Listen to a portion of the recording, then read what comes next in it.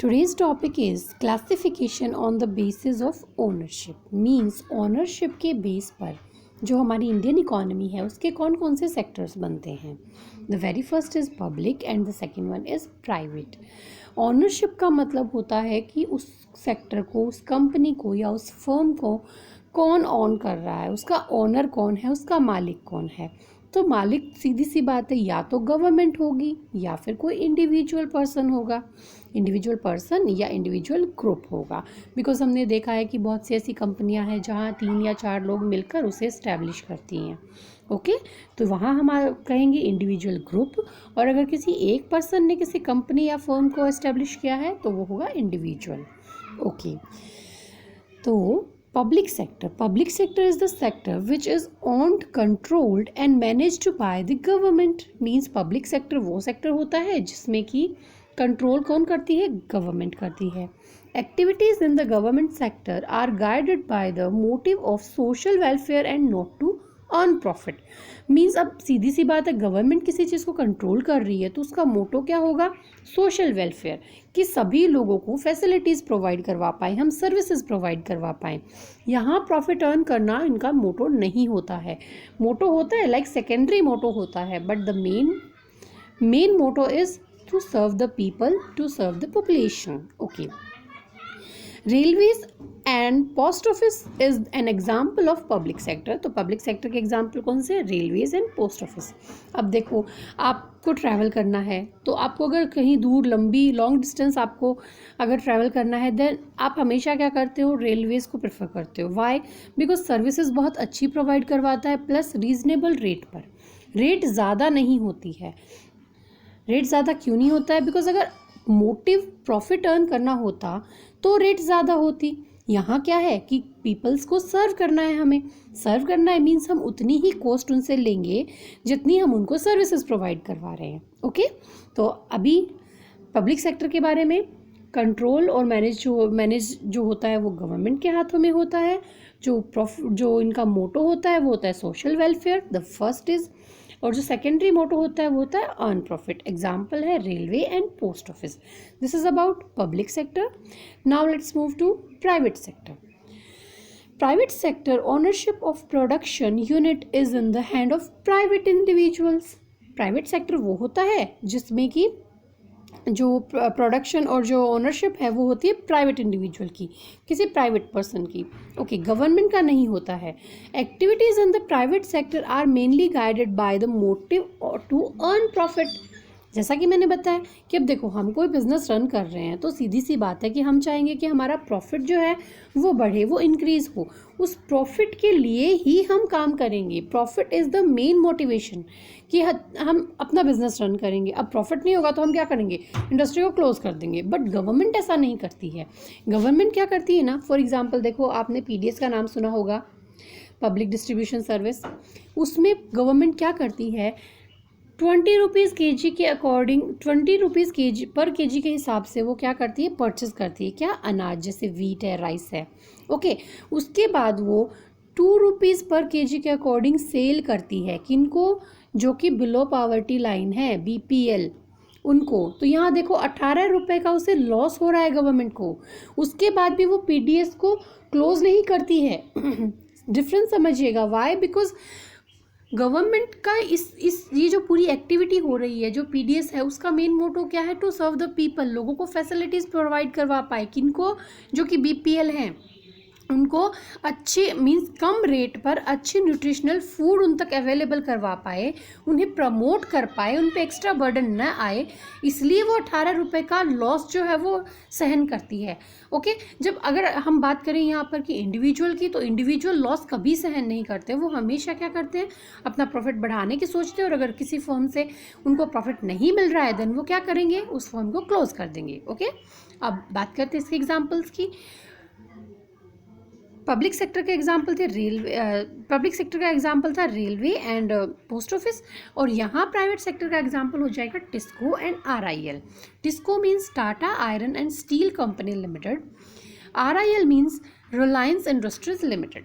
तो हमने सीखा प्राइवेट सेक्टर जो होता है उसकी जो ओनरशिप होती है वो कंट्रोल किसकी होती है, प्राइवेट इंडिविजुअल्स के. प्राइवेट इंडिविजुअल या इंडिविजुअल ग्रुप. 2 से ज़्यादा लोग बनाएंगे अगर किसी चीज़ को, 1 से ज़्यादा लोग, तो वो ग्रुप बन जाएगा। ओके, और अगर कोई अकेला इंसान उसको ऑन कर रहा है, उसे मीन्स चला रहा है, तो वो प्राइवेट इंडिविजुअल बन जाएगा। Next is activities in the private sector. Motto क्या होता है? प्रॉफिट अर्न करना, सबसे बड़ा मोटो। अर्न प्रॉफिट नहीं होगा देन उसे क्लोज कर देंगे। थर्ड है एग्जाम्पल टिस्को एंड RIL। अब देखिए, हमने बात की यहाँ पर कि गवर्नमेंट जो है वो कुछ चीज़ों को लॉस पर भी चलाती है। ओके, तो अब यहाँ क्वेश्चन राइज आता है कि गवर्नमेंट को क्या ज़रूरत है भाई। ओके, तो why government is needed to spend, इसमें इस टॉपिक से आपके 2 क्वेश्चन बन सकते हैं। लाइक 2 या 3 मार्क्स का सिंपल क्वेश्चन तो ये बन सकता है कि भाई आप पब्लिक और प्राइवेट सेक्टर को या फिर ओनरशिप के अकॉर्डिंग कितने सेक्टर्स है उसे एक्सप्लेन कीजिए। और दूसरा क्वेश्चन ये बन सकता है कि गवर्नमेंट को स्पेंड करने की क्या ज़रूरत पड़ती है। लाइक बहुत से ऐसे फर्म्स हैं जिनमें कि गवर्नमेंट को लॉस होता है, उसके बाद भी वो उन फर्म्स को बंद नहीं करती है, उसका क्या रीज़न है ना। क्या ज़रूरत है कि गवर्नमेंट इतना लॉस सहन कर रही है, गवर्नमेंट को हर सेक्टर में आने की क्या ज़रूरत है ना। तो उसके लिए अब ये जो मैं आपको एक्सप्लेन कर रही हूँ वो आप समझिएगा। Okay, there are several things needed by the society as a whole but which the private sector will not provide at the reasonable cost means कि ऐसी बहुत सी फैसिलिटीज़ होती हैं जो एज अ सिटीजन्स हमें चाहिए होती हैं। ओके, बट प्राइवेट सेक्टर उनको रीजनेबल कॉस्ट पर हमें प्रोवाइड नहीं करवा सकता है। Even if they do provide these things they would charge a high rate for their use. तो अगर वो करवाते भी हैं हमें वो सब फैसिलिटीज़, कौन सी फैसिलिटीज़ हम अभी बताने वाली हूँ आपको, तो अगर वो फैसिलिटीज़ हमें प्राइवेट सेक्टर प्रोवाइड करवाता भी है देन बहुत ज़्यादा रेट होगी जो कि हम अफोर्ड नहीं कर पाएंगे। Example are construction of road, buildings, bridge, railways, electricity providing irrigation throughout the dams etcetera. तो मीन्स ये सारी, अब जैसे ब्रिज बनाना है, ब्रिज कंस्ट्रक्शन है, तो इसमें बहुत ज़्यादा मनी की ज़रूरत होगी। ओके, तो अब सपोज़ करो अगर हम प्राइवेट किसी ग्रुप को अगर हम कंस्ट्रक्शन का काम देते हैं कि भाई आपको ब्रिज कंस्ट्रक्ट करना है, तो यहाँ देखिए कम से कम भी 20 ईयर्स उस ब्रिज को बनाने में लग जाएंगे। ओके, 20 ईयर तक उनको कुछ भी इनकम नहीं होगी एक्स्ट्रा। ओके, यहाँ सपोज़ कीजिए एक साइड अगर आपको पेन बनाना है तो पेन बनाने में कितना टाइम लगेगा? मैक्सिमम 2-3 डेज मैक्सिमम है। ओके, और उसको आप मार्केट में सेल आउट करके जल्दी से आप उसके बदले में पैसे रिटर्न ले सकते हो। बट यहाँ 20 ईयर तक आपको बहुत सारा इन्वेस्टमेंट करना होगा और विदाउट किसी रिटर्न के, बहुत बड़ा टास्क हो जाता है। ओके, बहुत ज़्यादा आपको पे करना पड़ता है और इंडिविजुअल्स के पास इतना ज़्यादा फंड्स नहीं होते हैं। ओके, तो इसलिए गवर्नमेंट आती है। नेक्स्ट, अगर सपोज करो 20 ईयर्स तक अगर किसी इंडिविजुअल ग्रुप ने बना भी दिया है डैम, तो फिर अब उससे रिकवरी कैसे होगी? मीन्स उसको जो पानी की रेट है वो इतनी रीज़नेबल रखनी पड़ेगी कि हर कोई उससे परचेज़ करे। प्लस अब उससे परचेज़ कर रहा है तो वो हर एक फार्मर के पास जाके पैसे थोड़ी ना इकट्ठे करेगी कि भाई हाँ आपने इतना लीटर पानी लिया था तो आपको बदले में इतने रुपीज़ देने पड़ेंगे। तो इसलिए गवर्नमेंट को आना पड़ता है। ओके, ताकि प्लस हमें फर्स्ट हमें सर्विसेज इजीली मिल पाए, सेकंड रीजनेबल कॉस्ट पर मिल पाए। Next is some activities require support of government. कुछ ऐसी एक्टिविटीज़ होती हैं जिन्हें कि गवर्नमेंट के सपोर्ट की ज़रूरत होती है। The private sector may not continue the production और business unless government encourage it. Means ऐसी बहुत सी फैसिलिटीज़ होती हैं जो कि अगर गवर्नमेंट उनकी हेल्प नहीं करेगी ना तो वो आप अकेले नहीं चला सकते हैं। By bearing part of the cost of production and supplying electricity which small scale industries can afford, it prevents them from shutting down। अभी जैसे देखा यही मैं एक्सप्लेन कर रही हूँ कि वो कौन सी फैसिलिटीज़ हैं। जैसे कि अब है इलेक्ट्रिसिटी हमें कौन प्रोवाइड करवाता है? गवर्नमेंट प्रोवाइड करवाता है ना।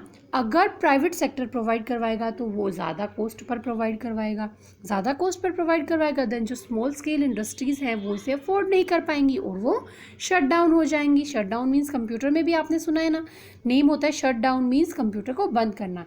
तो वो इंडस्ट्रीज़ जो है वो बंद हो जाएंगी। Government must spend on large number of activities which are its prime responsibility, example health and education, जैसे कि ऐसी बहुत सी सर्विसेज हैं, एक्टिविटीज़ हैं जो कि गवर्नमेंट की ड्यूटी है उन्हें हमें प्रोवाइड करवाना, जैसे कि हेल्थ एंड एजुकेशन।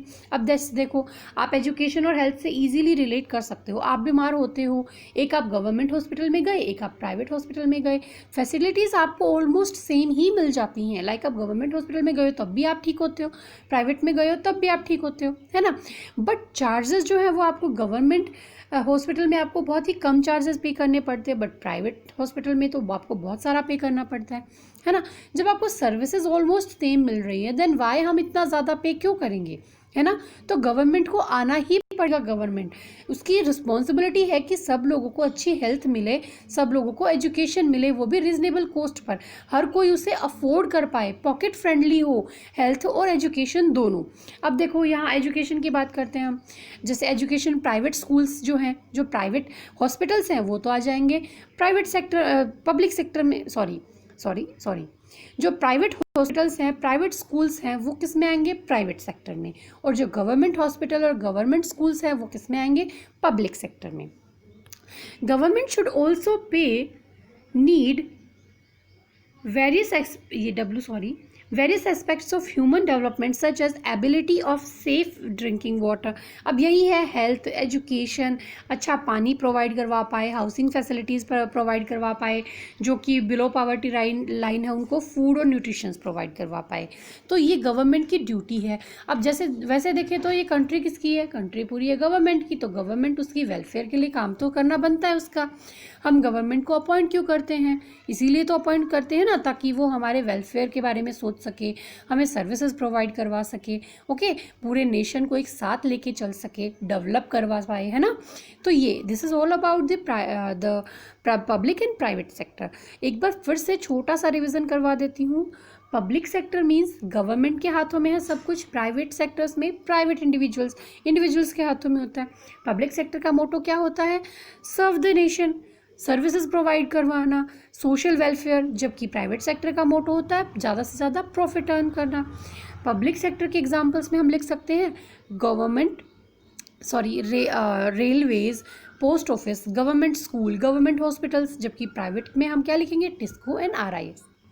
अब देखो आपका सेकंड चैप्टर हो गया कंप्लीट। सेकंड चैप्टर में हमने क्या क्या पढ़ा, second chapter is sectors of Indian economy के sectors. First on the basis of the nature of the activity being performed, जो एक्टिविटी है वो किस तरह से परफॉर्म हो रही है उसके बेसिस पर। कितने टाइप का था, primary, secondary and tertiary. Primary sector means हम एग्रीकल्चर कर रहे हैं, नेचुरल रिसोर्सेज को यूज़ करके हम कुछ प्रोडक्शन कर रहे हैं, वो आ जाएगा प्राइमरी सेक्टर में। सेकेंडरी सेक्टर मीन्स हम इंडस्ट्रीज आ जाता है, जो भी अगर हम वर्क इन प्रोग्रेस कर रहे हैं। प्राइमरी सेक्टर से हमें जो भी हमारा गुड्स आया, फिनिशिंग गुड्स आया, उसको हम as a raw material use करते हैं किसमें, सेकेंडरी सेक्टर में, और फिर कोई गुड या कोई कमोडिटी हम प्रोड्यूस करते हैं।